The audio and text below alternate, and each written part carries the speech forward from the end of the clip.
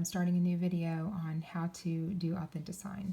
So I'm in the contract, and from here, here's the beginning dashboard, here's your transactions, and here's Authentasign.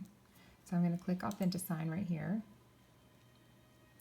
and I'm going to click that I want to add new, and I'm going to call this the name of the house that he's going to make an offer on. And I've already forgot the address, so let me go back and check it. Just hitting back to get back to the page I was on. Okay, 128 Southwest offer. And then it's asking me for the transaction. It says optional, but you'll want to do that because it'll save you a lot of work. It'll pull in all your names and stuff like that. All your names and emails and client contacts and stuff. Okay, so I like to do simul-sign, which means it's whoever comes first instead of signing in line, because then you have to wait for everybody to do it. And you're going to click this button here, participants, and see it knows who my participants are. So I'm going to add me and the seller. At this time, I'm not going to add the seller's agent. Me and the buyer, I meant. I'm not going to add the seller's agent. Because I just want to communicate just between him and I, but I could put her on to get CC'd so she could get a copy of it. So if I was going to run out the door and I wasn't going to be home for a while, I would go ahead and send it to me and to my buyer, and then I would put the seller's agent to get CC'd so that when it gets done, she can just have it. But you need to follow up with a phone call and let them know it's coming. Click the plus sign on documents, and now I pull in all the documents that I want to get signed. And so I'm going to do, let's see here, the contract sale, the conventional loan, the contingency on their house, the homeowners association, for your protection, get a home inspection, disclosure of brokerage services, and estimated cost to buyer. Click add. Now remember we downloaded the, okay, now it's asking me who's the buyer and what am I. So it already knows our roles and it filled it in for me, but you could do that yourself. Click save. Now we have to pull in the property condition disclosure. So I downloaded them already to my my Dropbox. I'm not going to click this Dropbox here because that would connect me to my Dropbox on the internet and I don't want to have to go sign through. I have them saved to my Dropbox on my computer. So I'm going to click upload a file. And there they are. But if you have any problems getting them, right here is where you go search for where you put them. So I'll show you how I did it, even though it popped up to where it's supposed to be. I click Dropbox, and then I put mine, I know where I put mine, in the current contracts, or contacts, and then under his name, and then under 114th Street offer, and there's the property condition disclosures.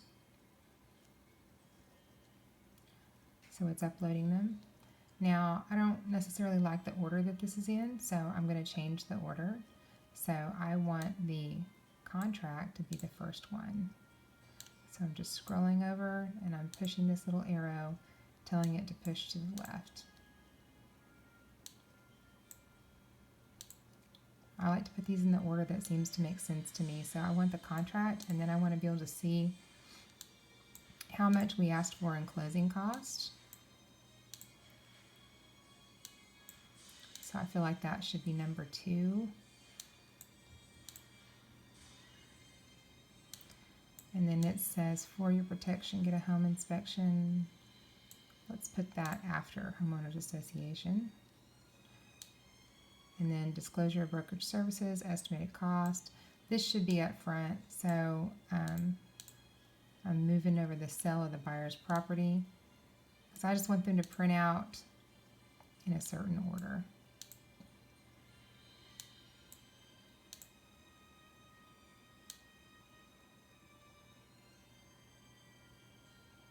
And then the property condition disclosure should also be up here with the offer.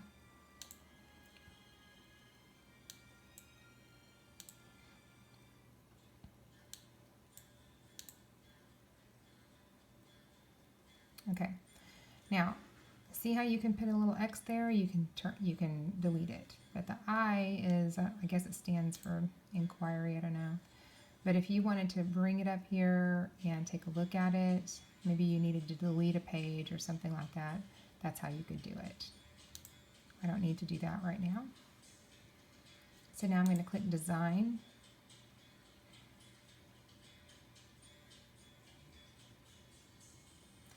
And I'm going to go through and I'm going to drop all the signatures where they should be.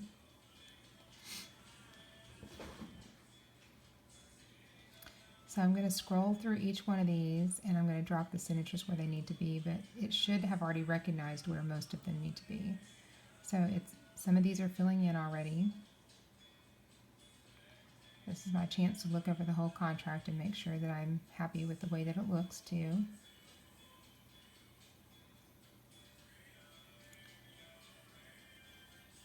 Let's say that you got here and you remembered, oh my gosh, I forgot to fill that in. No worries, you don't have to start over. You can go right here to markup, and then you can hit the T right here to draw text, and you can double click it. Oops. There we go. And then you could just write, you know, whatever you needed to write right there. But I'm going to delete that. So I'm going to keep looking here and see if anything's missing a signature. And since this was a PDF that I brought in, it doesn't know where it needs to be signed. And so I will have to add the signature. So I'm going to change the drop-down menu to have his name and click drop and drag and take the initial and drag it right here. And then go down to the next page and drag his initial right here. And go down to the next page, and this one needs a signature. So I'm going to drag the signature right here. And then this one doesn't pull in his signature, so I'm going to drag that right here, or just anywhere on there is fine. Actually, I kind of like it at the bottom, so stick it right there. And, oops, the disclosure of broker's duties. Oh my goodness. There we go. Disclosure of broker's duties. I had to drop and drag that. Estimated cost to buyer. It fills in him and I. So if you end up forgetting to put one on there, it'll tell you when you click next that you didn't put everybody's signature on there, because everybody has to have a place to sign or they don't need to be on there.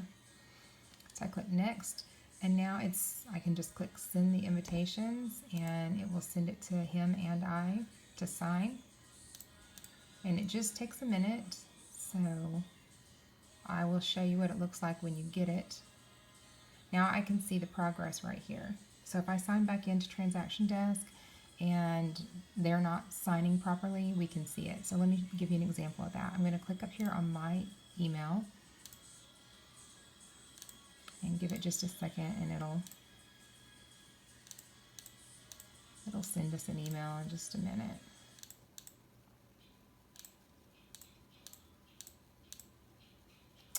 One of these days it will.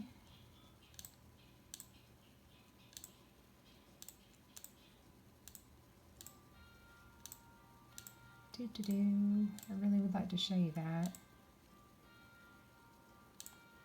All right, well, in the meantime, I'll show you how to look at it. So I click on this, and it says that it's in progress, and it tells me that the email went to me and it went to him. And then it combined the entire document into this right here. So you see how it says that it's going to both of us to sign, and you can tell by these little logos right here that nobody has signed in and authenticated and nobody has signed. When your clients get hung up and they tell you that they did it but you're not getting it, a lot of times you'll sign in and it'll show that they've authenticated but that they didn't sign because they missed a step. So let's see if that's come across yet.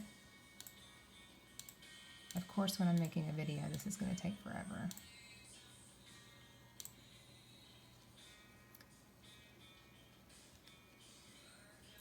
If your client ever tells you that they didn't get a copy of it, you can click right here and you can resend it, and it'll resend it to everybody. Also, if you need to remove their signatures and for some reason, you can click right here and it'll like reset the whole thing. There we go, finally. So there's my invitation to review and sign the documents. And I click on it right here, and this is what it would look like when your client gets it. So they just scroll down and they click on the button to sign.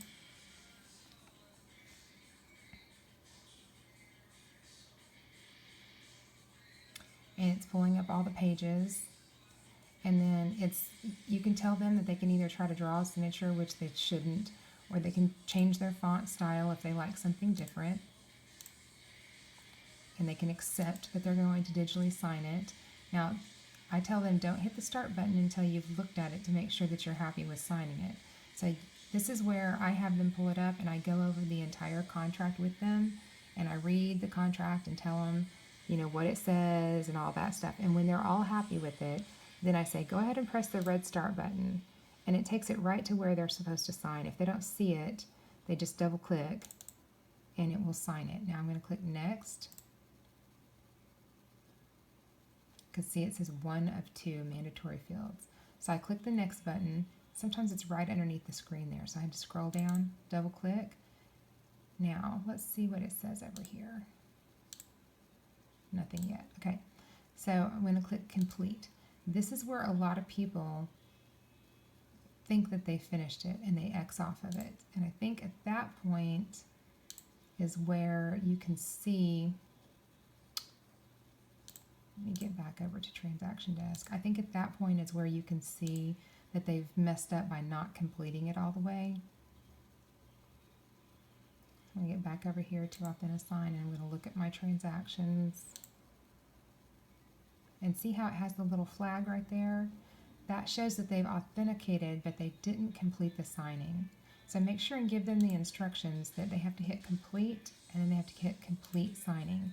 And tell them when you're completely done, you're going to get a little pop-up that says, congratulations, you did it. And this is what it's going to look like. It's thinking and thinking.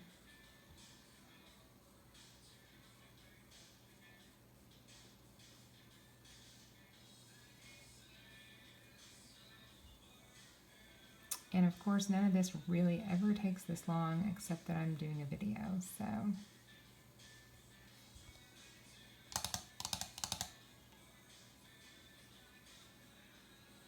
But truthfully, these are the sort of things you can expect to happen anytime you're working with digital technology. It saves us a lot of time going, not having to go meet our clients and stuff, but you have to kind of deal with these little glitches like this.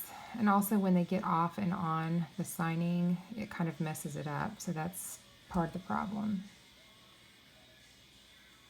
Let's see what happens if I just X off of this and try it again.